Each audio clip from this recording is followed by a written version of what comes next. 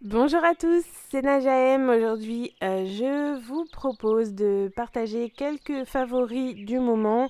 Il s'agit de deux produits dans la catégorie beauté et maison, et puis également des livres et trois films Netflix. Enfin, c'est pas des films, mais il y a un peu de tout. Vous verrez tout ça, donc n'hésitez pas à liker cette vidéo et à me dire en commentaire si ça vous plaît, si vous avez des avis sur les produits que je présente. Et puis, ben, c'est parti, on y va. Alors c'est parti dans la catégorie beauté, on commence avec ce sérum, c'est un sérum de la marque Lavera, c'est un produit qui est bio. Donc les sérums, moi j'adore ça, depuis un moment j'en utilise. Et donc c'est un sérum à l'acide hyaluronique naturel et anti-pollution. Alors je vous avoue que le côté anti-pollution, bah, je peux pas trop vous dire ce que j'en ai pensé. Mais par contre, j'ai beaucoup aimé ce sérum. Il est très bien pour préparer la peau pour être hydratée.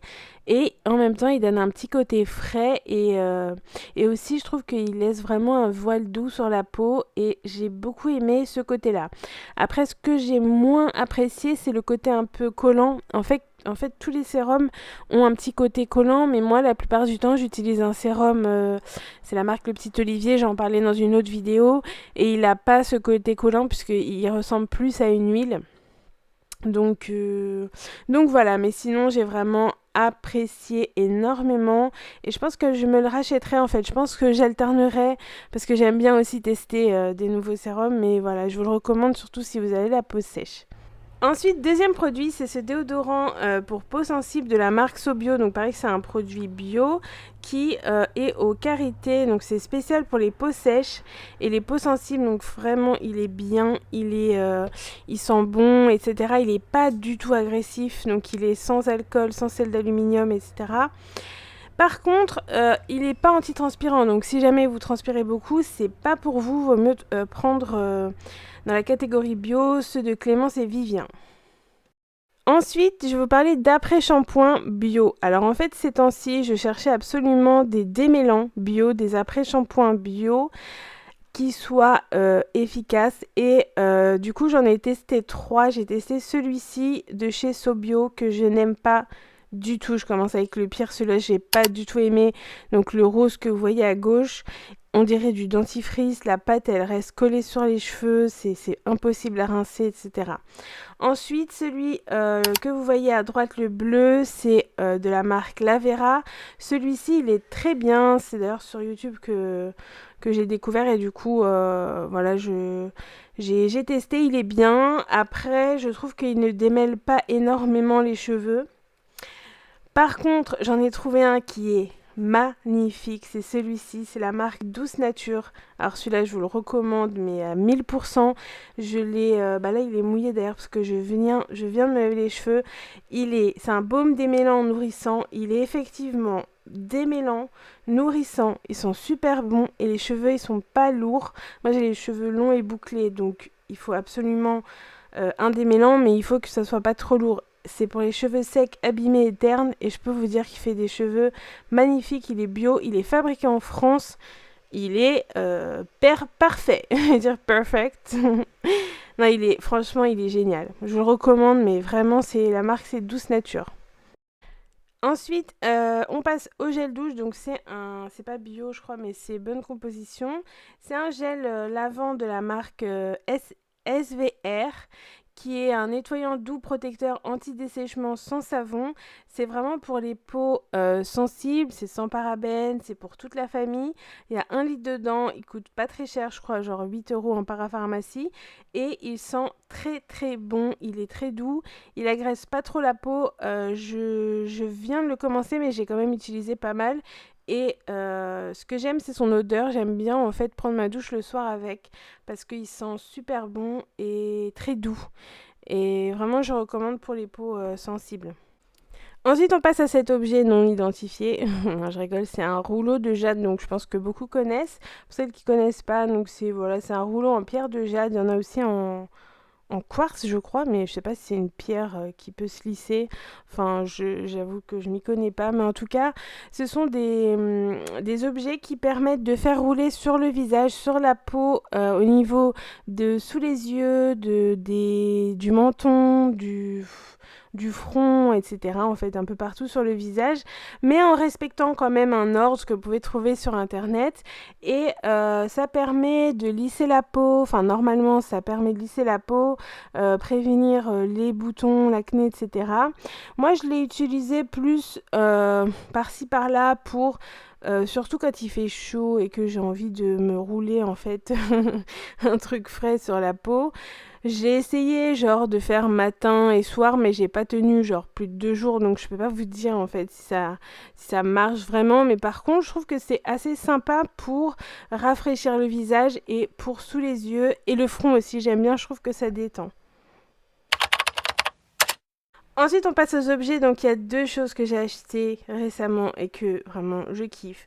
Premièrement, c'est ces pieds de sommier qui font 25 centimètres et qui m'ont permis de gagner de la place dans ma chambre, donc pour ranger des choses sous mon lit. Donc j'ai acheté les petites pochettes de chez Ikea. Donc je vous montre quand même avant mon sommier. En fait, le pied de sommier il était comme ça, et les nouveaux pieds que j'ai achetés, donc les 4 pour 25 €, je trouve que c'est pas très cher.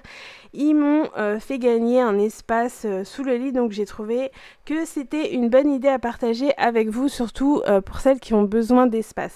Je précise aussi que je mettrai tous les liens des choses qui sont qu'on peut mettre des liens en barre d'infos, sinon je mettrai simplement le nom parce qu'il y a peut-être des choses que j'ai achetées en magasin, mais sinon je mettrai le lien si un lien existe, pas de souci. Ensuite, j'avais chez moi un petit ventilateur qui faisait chauffage et ventilateur, mais il était vraiment nul et il s'est cassé, donc bon, bah voilà. Du coup, je me suis racheté un ventilateur, mais je voulais choisir quelque chose de stratégique. J'en voulais un silencieux si possible, du coup, j'ai trouvé celui-là. C'est vrai qu'il y avait tous les Dyson et tout qui étaient super chers, genre 300 €, tout ça. Moi, c'était pas envisageable de mettre cette somme dans un ventilateur, mais j'ai trouvé celui-ci qui est beaucoup moins cher et qui est franchement génial. Autant quand il est en mode ventilo, il est super puissant, et autant quand il est en mode silencieux, il est ventilateur aussi, mais on n'entend pas du tout.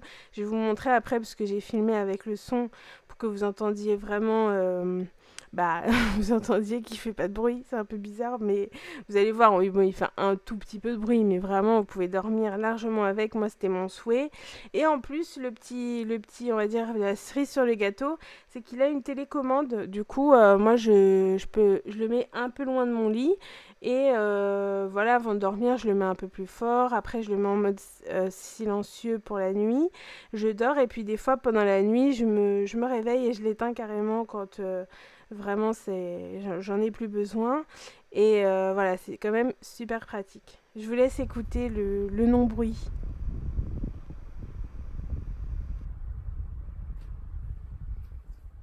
Donc là, il tourne, mais je pense que c'est pas les mêmes hélices.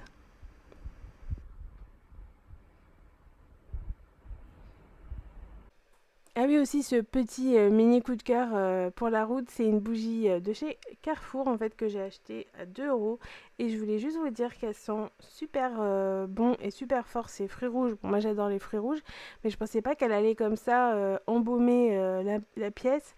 Donc voilà, donc 2 € Carrefour. Bah, écoutez, c'est pas mal, c'est pas, en tout cas c'est pas de l'argent perdu, et puis voilà.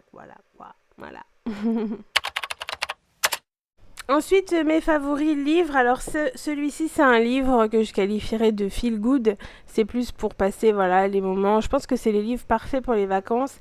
Il s'appelle Il est grand temps de rallumer les étoiles, donc de Virginie Grimaldi. Et c'est vraiment un film. Pardon, tellement je l'ai vécu comme un film. C'est un livre en fait qui parle d'une femme d'une maman en fait qui a envie de changer de vie avec ses filles, et puis elle se remet en question en fait sur sa vie personnelle, sa vie familiale, etc. Et c'est vraiment un livre plein d'émotions, on rigole, on s'identifie aux personnages, même les petites filles, on se rappelle de notre adolescence, etc. Donc vraiment, je trouve que c'est sympa, et voilà, si vous aimez ce genre de livre, bah, je vous le conseille. Ensuite, deuxième livre que je vous recommande, c'est celui-ci, c'est Avoir le courage de ne pas être aimé. C'est un titre un peu provocateur, mais en fait, c'est tout le contraire. Comment s'aimer soi-même et aimer notre vie et nos choix, et puis aussi les gens autour de nous. Et donc c'est un livre de développement personnel, si on peut dire, mais c'est surtout un livre, voilà, pour tout le monde, qui est un dialogue entre un philosophe qui est assez âgé, et puis un jeune étudiant qui va lui poser des questions, et sur la base de la théorie d'Adler, ils vont discuter, en fait, le philosophe, il va répondre aux questions par d'autres questions, et c'est un peu difficile de décrire, parce que du coup, faudrait que je vous le lise, mais vraiment, je vous le recommande vivement, et c'est vraiment un beau livre en fait pour s'aimer soi-même. Donc je l'avais déjà lu, mais je le relis à chaque fois parce que je découvre des nouvelles choses, donc voilà. Ensuite, on finit avec mes favoris Netflix. Donc, c'est premièrement une série Bonus Family, c'est en français, c'est Notre Grande Famille. C'est une série suédoise qui parle de famille recomposée, et c'est à la fois drôle, vrai, sincère. J'aime beaucoup. En plus, ça se passe en Suède. J'aime tout, la déco, j'aime l'ambiance, j'aime les dialogues, j'aime les sujets qu'ils abordent. C'est vraiment, voilà, c'est une série. Je trouve qu'on n'en parle pas assez. Enfin, j'ai jamais entendu quelqu'un en parler. Et pourtant, ça aborde vraiment des sujets du quotidien, même des gens qui n'ont pas de famille recomposée au final, puisque ça parle avant tout de l'être humain. Donc vraiment, je vous le conseille. C'est à la fois des paysans. Moi, je le regarde en français parce que vraiment le suédois, je comprends rien, et si je loupe les sous-titres, je vais rien comprendre. Mais je pense que si on le regarde en suédois, c'est encore mieux. Mais en français, ça passe, et voilà, donc ça s'appelle Bonus Family. Et si vous connaissez, n'hésitez pas à me le dire, comme ça on pourra en parler. Si vous connaissez pas, allez le regarder. Si vous avez Netflix, je vous recommande grandement. Ensuite, j'ai deux émissions à vous partager, c'est des coups de cœur. Donc la première, c'est Selling Sunset. Donc c'est une émission qui suit la vie d'une agence immobilière à Los Angeles, avec les filles qui sont là et qui se crêpent le chignon, ou bien qui se réconcilient. Enfin voilà, c'est un peu à l'américaine.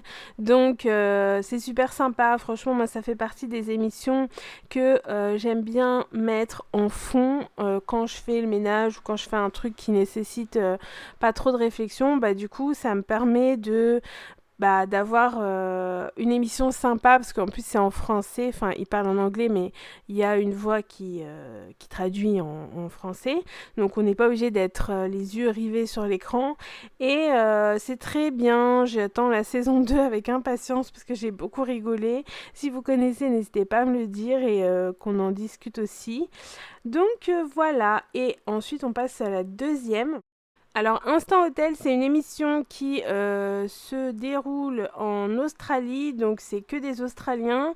C'est des maisons d'hôtes australiennes, donc il y a 5 duos qui possèdent une maison. En général, c'est là où ils habitent, en fait, et ils vont louer, ils louent quand ils sont pas là, ou je sais pas comment d'ailleurs, mais c'est chez eux. Du coup, le jeu, c'est de faire venir donc 4 duos dans la maison, et ils doivent leur proposer des activités. Donc après, ils vont noter l'accueil, ils vont noter la maison, la décoration, etc. Et franchement, c'est super drôle, ils se critiquent pas mal, il y a pas mal d'histoires. Et comme ils dorment en fait ensemble, donc ils vivent ensemble pendant un jour, et après ils revivent ensemble le jour d'après, et donc ça dure une semaine. Et du coup, ils se connaissent à force, ils connaissent leur personnalité, mais comme chacun doit noter l'autre, ça fait des histoires. Donc voilà, bah, je pense que vous comprenez, c'est un peu le genre d'émission qui existe un peu en France, mais en plus c'est en Australie, donc ça permet de, voilà, de découvrir un petit peu les paysages là-bas. Et ouais, moi j'ai beaucoup aimé, puis pareil, c'est le genre d'émission qu'on peut regarder d'un œil en faisant le ménage, en pliant le linge ou des choses comme ça. Donc voilà, moi je vous le conseille. Bah, si vous connaissez, pareil, vous me le dites et puis vous me dites ce que vous en pensez. Puis si vous connaissez pas, bah, vous me direz après ce que vous en avez pensé. Voilà pour mes favoris du moment. N'hésitez pas à liker si vous en voulez davantage. Et puis je vous dis à très vite dans une prochaine vidéo.